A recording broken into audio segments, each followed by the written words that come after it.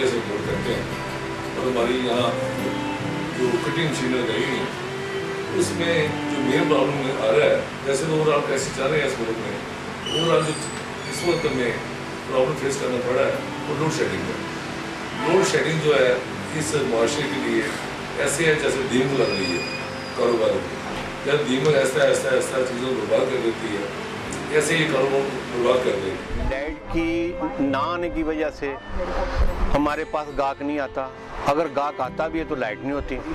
रात को जो 10 बजे ये लाइट भेज देते हैं उस वक्त थोड़ा सा गाहक होता है मार्केट के अंदर, उसके बाद वो ख़त्म हो जाता है। उनकी वजह तो उन्नी कुटंग महसूस करता तो गाहक बाहर नस जाता। ठीक है, असी भी सुबह दे आने रात तक अपनी बर्दाश्त तो बाहर करके बैठे रहने। 8 घंटे लाइट है, 8 घंटे लाइट नहीं होने के बावजूद भी साढ़े दुकानदारों का हौसला है कि किस तरह से दुकानदार बैठे। हम छोटे ताजर हैं, छोटे ताजर होने के नाते में हमारे पास जो है ना इतना असासा नहीं है कि हम ये चीज़ बर्दाश्त कर सकें, और इसने हमारे कारोबार को लाइट ने तबाह करके रखा। जिस तरह से आज का कॉमन मैन इफेक्ट हो रहा है लाइफ के हर एस्पेक्ट में, जैसे प्रोफेशनल्स हैं वो अपनी जगह पे, स्टूडेंट्स हैं, लेबर तबका जो हमारा है, और इवन के हाउस वाइफ्स भी, बच्चे बड़े सब बहुत बुरी तरह से मुतासिर हैं इस तरह से। ट्रेडिंग जो है ना बहुत ज़्यादा मसला करती है। जब एसी बंद हो तो दूर से देख के चला जाता है कि लाइट नहीं आ रही है, इसलिए हमारा काम बहुत मुतासिर हो रहा है। बिजली के बहरान की वजह से ज़ाहिर बात है हमें बिजनेस के अंदर प्रॉफिट हुआ है। जनरेटर्स वगैरह जब घर में बिजली नहीं होगी, एक कंज्यूमर है चाहे वो बीमार है, उसके घर के अंदर कोई भी बीमार पर्सन है, वो जब लाइट नहीं होगी उसको तो लाइट चाहिए।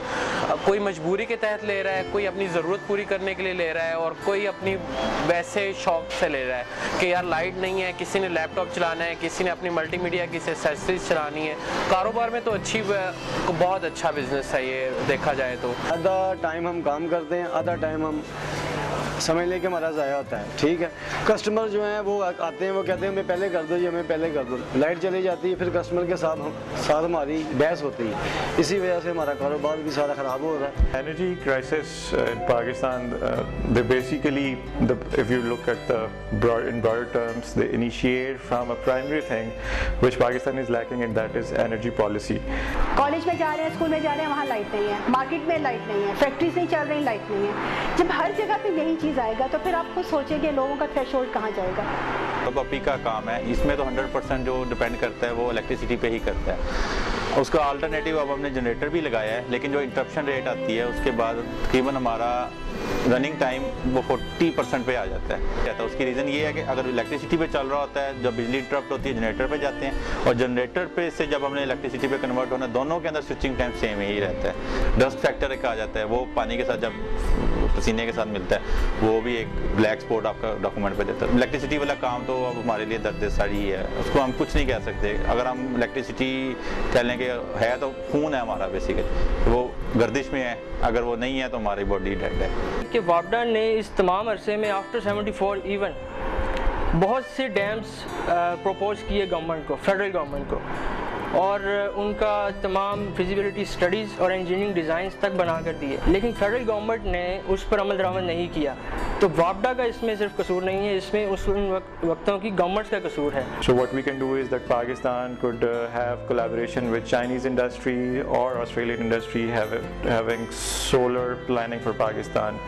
चाइना की अपनी आबादी जो है वो 1 अरब से ज़्यादा है, और सबसे ज़्यादा आबादी वाला मुल्क है चाइना इस वक्त दुनिया में। उनकी अपनी डिमांड इतनी ज़्यादा है कि वो अब तक उन्होंने जितने डैम्स बनाए हैं और जितने कोयले के थ्रू वो एनर्जी प्रोड्यूस कर रहे हैं, वो उनकी अपनी नेशनल डिमांड्स पूरी करने के लिए काफ़ी है। इसलिए वो हमें इंपोर्ट नहीं कर सकते, वो हमें सिर्फ टेक्निकली असिस्ट कर सकते हैं, और जो वो कर रहे हैं। Pakistan has a lot of energy resources. If having a good energy policy, all those resources can be tapped.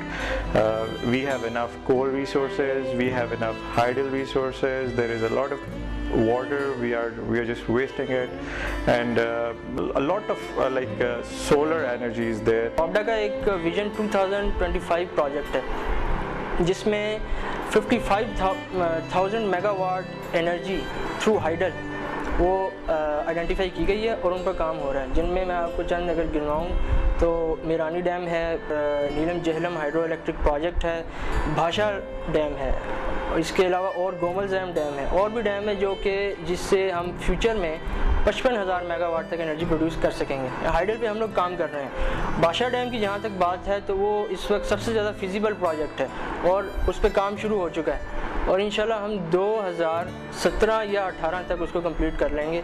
उससे हमें फिर 4500 मेगावाट इलेक्ट्रिसिटी मिलेगी और काफ़ी हद तक हम मिटिगेट कर सकेंगे अपने ये एनर्जी क्राइसिस को।